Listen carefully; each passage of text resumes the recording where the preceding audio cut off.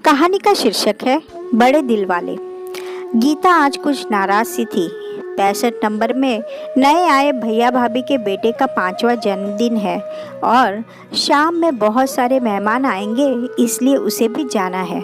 काम वाली जो है वो उनकी, मगर उन्होंने आज उसकी 8 साल की बिटिया को भी साथ लेकर आने को कहा है। माना काम आज थोड़ा ज़्यादा होगा, पर बिटिया को नहीं बुलाना चाहिए था साहब मेम साहब को।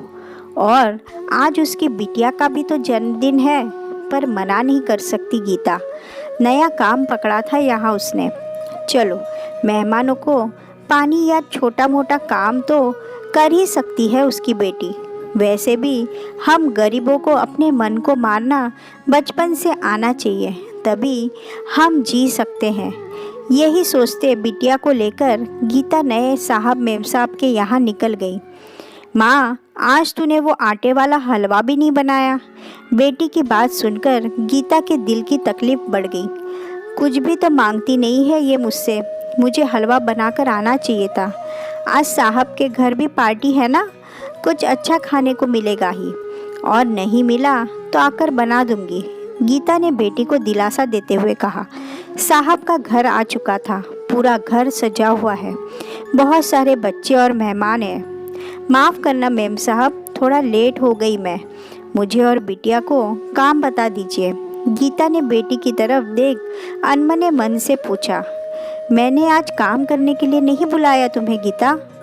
आओ, ये लो, और मेरी तरफ से ये नई ड्रेस इसे पहना दो। आज इसका भी जन्मदिन है ना?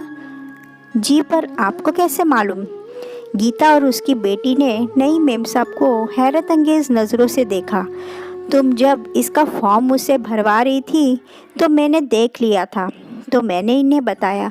बस तब से ही हम दोनों ने सोचा कि दोनों बच्चों का बर्थडे एक साथ मना देते हैं।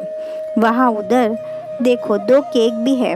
गीता की बेटी खुशी से कभी गीता को और गीता भीगी हुई पलकों से मेम साहब को देख रही थी। ऐसे मत देखो गीता, अलग से कुछ नहीं किया मैंने, कहकर एक सुंदर सी ड्रेस पकड़ाकर चली गई। उफ, 1 मिनट गीता, मैं तो भूल ही गई। ये लो नई साड़ी।